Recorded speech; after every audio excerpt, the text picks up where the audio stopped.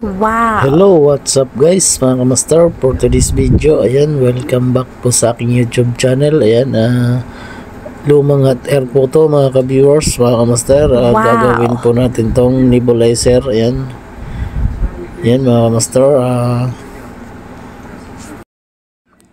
Ayan, open na natin. Yan mga viewers, open natin. Medyo madumi lang to kasi halos 5 years na to na stock. Yan yung pinaka pump nya. Yan, nalinisan muna natin. Ayan. Wow! Tinanggal ko muna yung mga dumi. Ayan, medyo malinis na. Yan. Gagawin natin ito ay gagawin natin siyang nebulizer. Ayan, ito po yung gamit ko dati na hot air sa pantanggal ng mga piyasa sa cellphone. Ayan, halos 7 years ko ito nagamit, o 8 years mahigit. Ayan mga ka-viewers. Hanggang ngayon ay hindi pa ito nasisira, kaya ngayon ay gagawin po natin siyang nebulizer mga ka-viewers, mga ka-master. Tatry natin to kasi dati gumawa na akong ganito. Nag-success naman mga ka-master, mga ka-viewers. Kaya sa mga gustong makatipid ng gastusin, kung wala kayong nebulizer, ay ito po yung tanging paraan mga ka-viewers, mga ka-master. Yes! Hindi mo na kailangan bumili ng nebulizer kapag mayroon tayong mga lumang gamit na ganito. Ayan. Ang importante kasi dito mga ka-viewers ay itong pump. Yun po yung sisilbing hangin doon sa labasan po ng hose at dun sa pagpausok mga ka-viewers. Ayan. Yan po, dati po kasi to hot air talaga to. Itong lumalabas dyan ay apoy po. Ayan.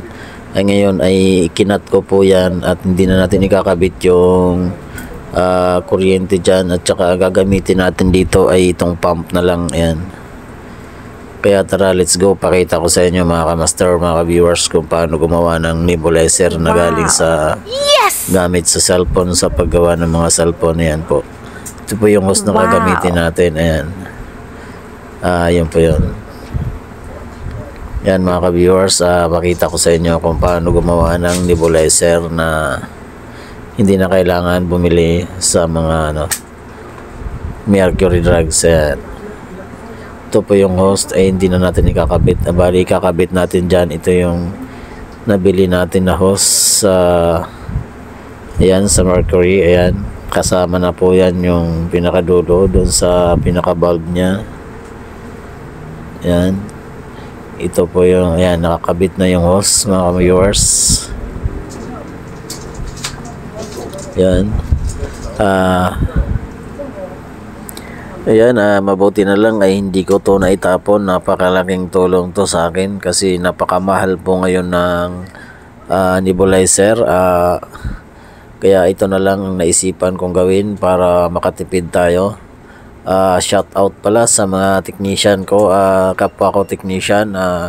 Kung meron kayong mga ganitong klaseng hot air, yung mga lumang hot air na Gordak o kahit ano pa, basta ganitong klaseng hot air, pwede po natin gawin ng nebulizer. Ayan. Bali, bibili lang tayo ng ganito, ay isang set nito ay nasa 60 pesos lang po yan. Sa Mercury o kahit sa South Drug. Ayan, napakamura lang. Bali, ito po yung yan, yun, Gordak po to na hot air ko dati na luma. Ayan, naisipan kong gawing ganito. Kaya sa mga, kung sino mang meron ganito, gawin nyo to at napaka-legit po. Naisip ko tong gawin kasi nagtanong ako sa ganitong yung nebulizer ay napakamahal po, ay nahalaga po ng 1,800 o 2,000. Yan.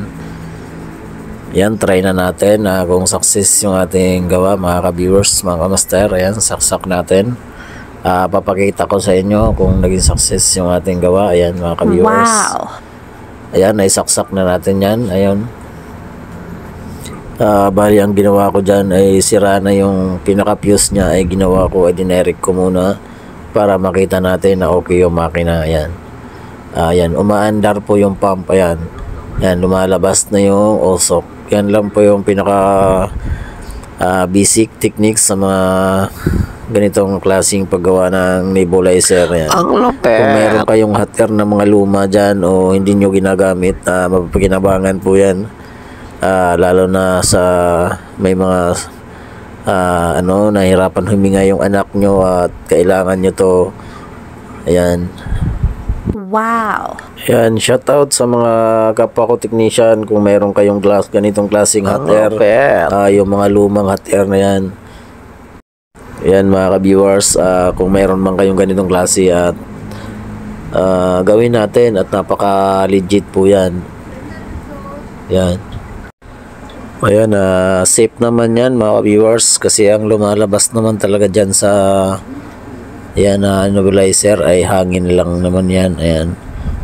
Malakas lang na lumalabas na hangin dyan kaya parang nagiging usok siya mga ka-viewers. Kaya legit po yan kapag meron tayong ganitong pump. Basta malakas yung hangin mga ka-viewers ay pwede na po yan gawin nebulizer. Ayan.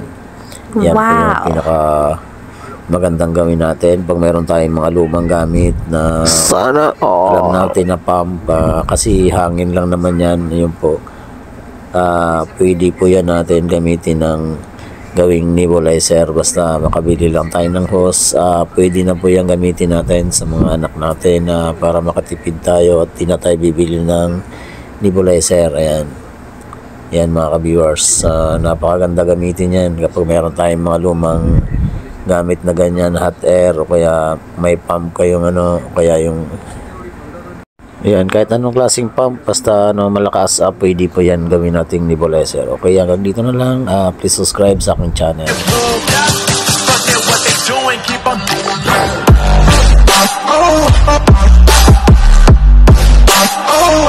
Oh,